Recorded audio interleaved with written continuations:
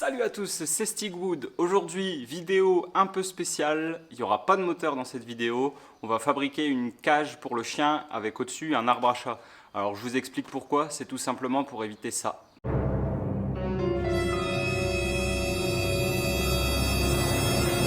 Et oui, quand on part la nuit, etc., le matin, il nous arrive d'avoir des petites surprises. Alors on va faire quelque chose quand même de spacieux parce qu'on ne veut pas que notre chien il soit enfermé dans une boîte rikiki. Donc on va faire quelque chose de spacieux, mais au moins ça nous évitera d'avoir des mauvaises surprises comme ça le matin. Et en plus, apparemment, ça peut aider le chien à devenir plus propre rapidement. Parce que en fait, tout simplement, s'il fait ses besoins dans la cage, au bout d'un moment, ça va le saouler et il va arrêter. C'est parti!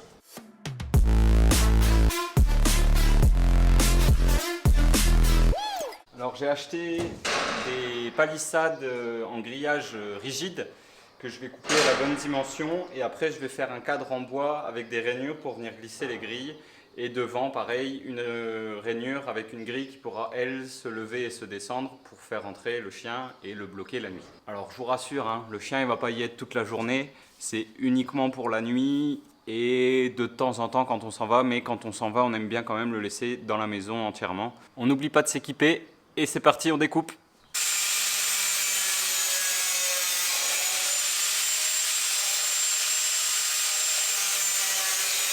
Toutes mes grilles sont coupées, alors il va y avoir 3 grilles identiques pour faire l'arrière et les deux côtés.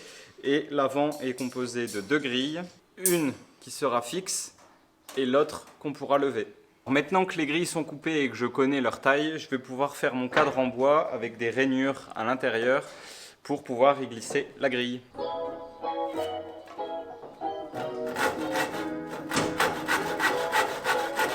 Tasseaux sont faits, donc je vais pouvoir maintenant faire les rainures pour mettre les grilles avec la défonceuse.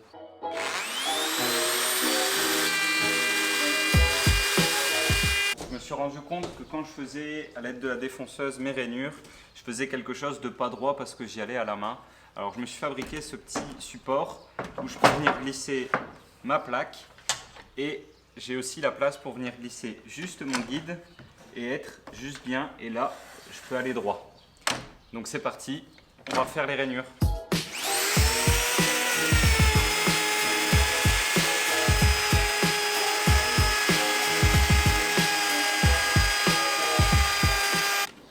Et voilà, une coupe nette et propre. Bon bah, il reste plus qu'à les faire toutes. On n'a plus qu'à tout assembler en mettant bien la grille dans les rainures parce qu'une fois que c'est fermé, bah, on ne peut plus la mettre.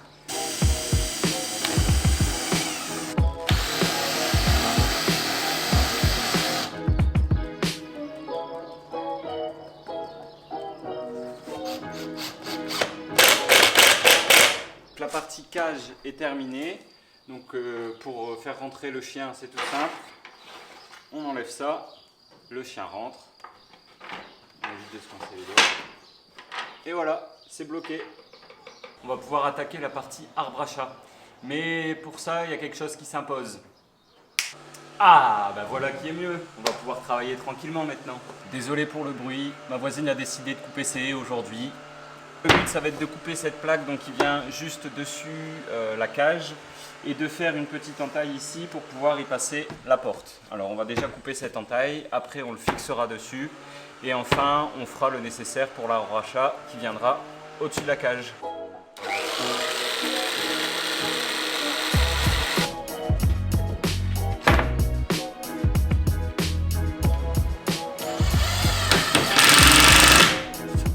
Pour faire la partie arbre à chat, j'ai récupéré ces deux éléments de l'ancien arbre à chat qui étaient, comme vous pouvez le voir, complètement défoncés. Donc je vais m'en servir pour refaire le nouveau et donc il va falloir que je mette de la mousse, un plaid que je vais découper et agrafer tout le tour. Et après je viendrai mettre une petite baguette de finition et on fera donc notre élément au-dessus un peu comme on a envie.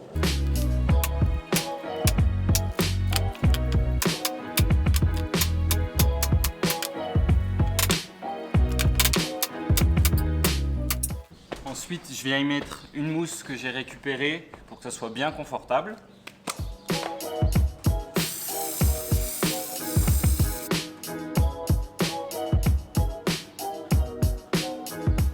Je viens de me rendre compte d'un truc, c'est que quand je vais mettre mes montants, que je vais visser par en dessous, ils vont toujours avoir un petit peu de jeu parce que la mousse va s'écraser.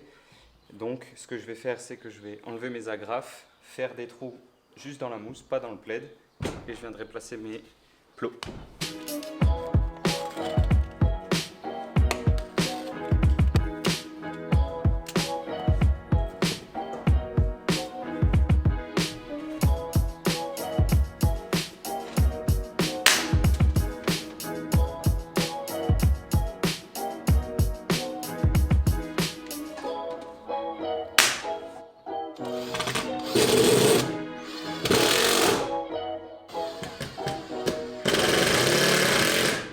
J'ai pour idée aussi de faire un petit hamac, donc on va mettre 2 tasseaux comme ça et on va mettre une toile tendue entre les deux.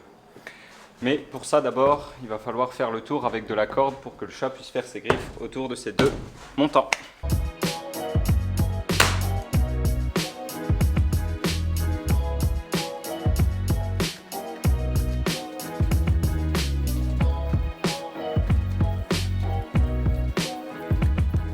Pour le premier montant, c'est fait. On va fixer ça tout de suite pour éviter que ça s'en aille. On va attaquer maintenant du coup le deuxième montant. Mais pour ça, il faut que je récupère ma corde. Si Joy veut bien me la rendre. Tu me rends la corde? Merci bien. Ah, attention, t'en mêler. On va maintenant faire la couchette la plus haute de l'arbre à chat. Donc je vais couper dans cette planche. Une planche justement de 30 sur 40 et je viendrai faire les bords après. Là je suis en train de faire mes côtés, mais pour éviter d'avoir un bord tranchant comme ça à l'endroit où le chat va arriver, j'ai pris un petit capuchon, je viens mettre bord à bord, hop, et tac, je trace un arrondi.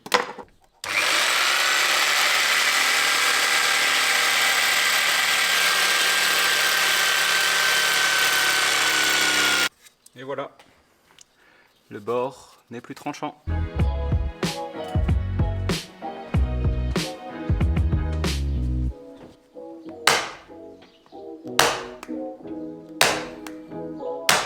Voilà le résultat quasi fini. Alors je dis quasi parce que normalement j'avais prévu de faire un petit hamac entre ici et ici, mais je ne vais pas le faire pour 2 raisons. C'est que déjà je trouve que ça va faire trop chargé. Et en plus de ça, si je mets la souris de ce côté-là, bon, c'est trop au bord, donc on va la mettre ici. Donc le hamac ne pourra pas être là. Dernière petite étape avant de l'azurer, on va venir mettre des baguettes comme ça, tout le tour pour finir la chose.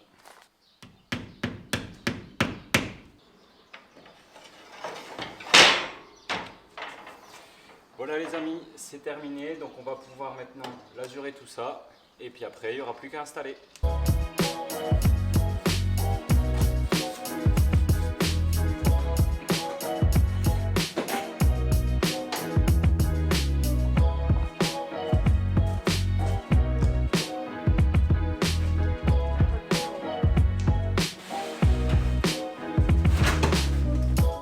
Regarde mon choupichou!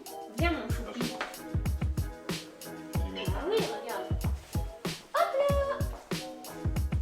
Là, c'est trop cool!